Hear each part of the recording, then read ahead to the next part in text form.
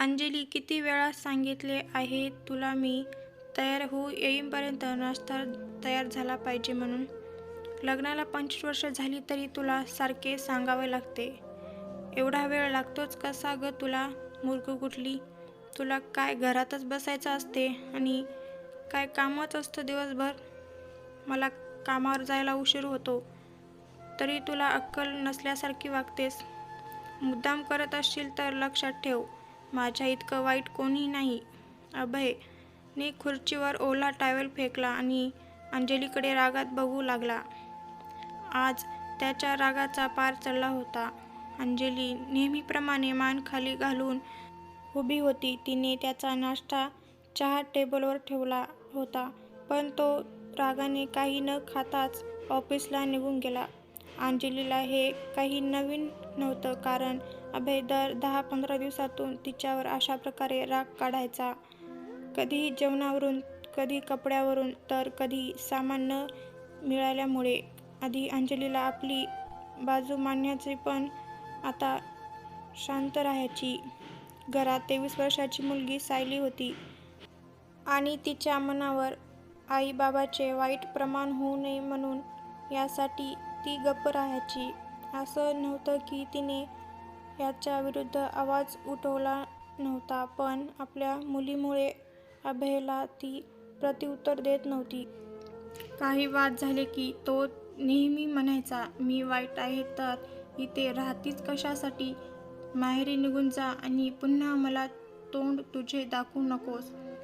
तरीही ती आपल्या मुलीकडे बघून राहायची, कारण माहेरी गेल्यानंतर आईवडिलांना माझ्यामुळे टेन्शन येईल, याशिवाय नातेवाईक समाज काय म्हणेल याचा विचार करून ती सर्व सहन करत राहिली. सुरुवातीचे 5 वर्ष तिने खूप प्रयत्न केले. तिला वाटले अभयमध्ये बदल होईल, परंतु असं काहीच झालं नाही. अभयचा राग म्हणजे त्याची एक सवय होती, त्यामुळे अंजलीने स्वतःला बदलायचे ठरवले होते. तिला जास्त फरक पडत नव्हता. तिला आता आपल्या 23 वर्षाची मुलगीची काळजी होती. मुलीचे शिक्षण पूर्ण झाले होते, लग्नासाठी स्थळ येऊ लागले होते, पण ती लग्नासाठी तयार नव्हती. तिला नोकरी करायची होती. 4-5 महिन्यानंतर तिला एक खूप चांगले स्थळ आले. मुलगा सुद्धा चांगल्या कुटुंबातील होता, चांगला शिकला होता, चांगली नोकरी होती.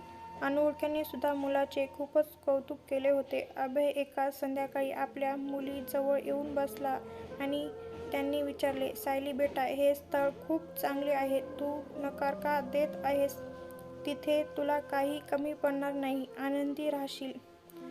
मुलाची नोकरी खूप चांगली आहे, घरही सुद्धा खूप मोठे आहे आणि ते विशेष म्हणजे त्यांनी तुला पसंत केले आहे. मग नक्की काय अडचण आहे तुला. सायली तिच्या बाबाशी कमी बोलायची, पण सर्व हिंमत एकवटून ती म्हणाली, बाबा, मला इतक्यात लग्न करायचं नाही. माझी नोकरी करण्याची इच्छा आहे. मला आर्थिकदृष्ट्या कोणावरही अवलंबून राहायचं नाही आणि मला कोणाची जबाबदारी घेण्याची इच्छा नाही. अभय म्हणाला, अरे बेटा, पण तो मुलगा खूप चांगला आहे, तुला आनंद ठेवील, काहीच कमी पडणार नाही. नोकरी सुद्धा कर. माझे बोलणे त्याच्याशी झाले आहे. बाबा, माझे नोकरी करणे हे का त्याचे सहमतीवर अवलंबून आहे का. मुलीने विचारले आणि अभय रागात आला आणि म्हणाला, मी सांगतो ते लक्षात येत नाही का. तुझे खूप आनंदी राहशील तिथे. असे स्थळ पुन्हा पुन्हा येणार नाही. नकार देऊ नकोस. बाबा, मला सांगा, आई जशी या घरात आनंदी आहे तशी आनंद राहील का मी. सायली, तोंड आवरून बोल, जास्त बोलत असे तुला वाटत नाही का. अभय जोरात ओरडला, बाबा, मला लग्न करायचं नाही, कारण त्या मुलाचा स्वभाव जर तुमच्यासारखा असेल तर. तुमच्यासारखा पती नको आहे, जो त्याला जेव्हा वाटेल तेव्हा माझ्यावर चिडेल, बायकोला घरात कामवाल्या बाईसारखा वागणूक देईल. जे त्याला स्वतःला प्रमाणे एखादी वस्तू खरेदी करायची असेल तर नवरा काय म्हणेल याची 10 वेळा विचार करावा लागेल.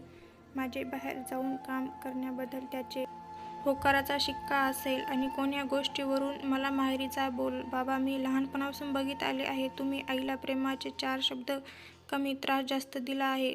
सगळीकडे स्वतःची मर्जी, जेवण बनवण्याचे तेही तुमच्या आवडीचे, घरात कोणतीही वस्तू घ्यायची आणि ती तुमच्या आवडीचे.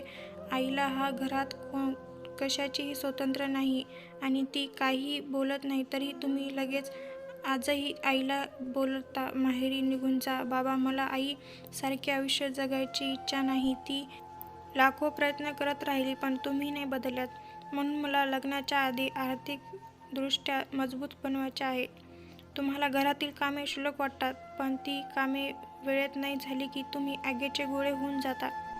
कामावरचा राग विचार न करता, समजून न घेता आईवरील काढत ती सहन करत राहिली आणि क्षणोक्षणी आपला स्वाभिमान हरवत राहिली. आई तुमच्यासाठी फक्त एक कठपुतली आहे, परंतु मी नाही. सायली पहिल्यांदा बाबासोबत एवढी बोलली होती. अभय नेहमीपेक्षा जास्त रागावू गेला होता, पण मुलीसमोर तो शांत होता. शेवटी एवढं म्हणाला, तुला जे योग्य वाटेल ते कर, मी तर वाईटच आहे ना? मुलीने बापाचा हातात हात घेतला आणि म्हणाली, बाबा, मी आज जे बोलले ते तुम्ही दररोज करता. तुम्हाला ऐकून वाईट वाटले तरी तुम्ही आई बरोबर असे दररोज वागवून विसरून सुद्धा जात असता. तरीही तुम्ही फक्त एक वेळ तरी आईच्या मनाचा विचार नक्की केला असता. तुम्ही फक्त एक गोष्टचं उत्तर द्या, तुम्हाला तुमच्यासारखा जावई पाहिजे का, जो थोडी जाड पोळी झाल्यावर ओरडेल, गरम पराठा 1 मिनिट उशीर आल्यावर न खाता निघून जाईल, स्वतःचे चेकबुक न मिळाल्यावर घर डोक्यावर घेईल? सांगा बाबा. हे बोलणे अंजलीच्या कानावर पडले होते. अभय हे सर्व ऐकून घरातून शांत निघून गेला, कारण त्याला आता अंजलीसमोर उभ्या राहण्याची सुद्धा लाज वाटली. यानंतर अभयने स्वतःला बदलायचे ठरवले आणि सायलीला म्हणाला, तू आधी नोकरी कर आणि स्वतःच्या पायावर उभी राहा आणि नंतर लग्न कर. अंजली सुद्धा आनंदी होती, कारण तिच्या नवऱ्याचा स्वभाव बराच बदल झाला, पण तिला हे गोष्ट दुखवत होती की ती सुद्धा स्वतःसाठी आपल्या मुलीप्रमाणे आवाज उठवू शकली असती. 2 वर्ष मुलीचे स्थळ पक्के झाले आणि नंतर लग्नाची मुलीची पाठवणी करताना अभय म्हणाला, सायली बेटा, तुझ्या आयुष्याचा जोडीदार तुझ्या बाबासारखा नाही, तू त्याच्यासोबत आनंदी राहशील. हे ऐकून अंजली आणि सायलीच्या डोळ्यात अश्रू आले. मैत्रिणींनो, लग्नापूर्वी प्रत्येक मुलीला तू परक्याचे धन असे सांगितले जाते.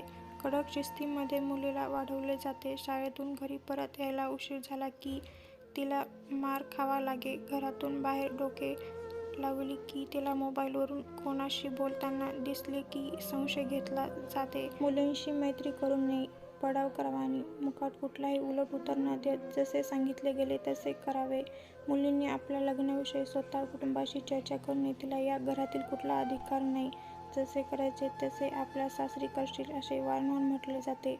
परंतु लग्न झाले की जेव्हा ती सासरी येते आणि तिच्या नशिबी कथेतल्या अभयसारखा नवरा जो बायकोला खालच्या पातळीची वागणूक देत असेल आणि काही झाले की माहेरी निघून जा असे बोलत असेल तर त्या स्त्रीने काय करायचे? माहेर बोलतात सासर तुझे घर आहे आणि सासरी नवरा बोलतो माहेरी निघून जा. प्रश्न मग पडतो, स्त्रीचे घर कोणते?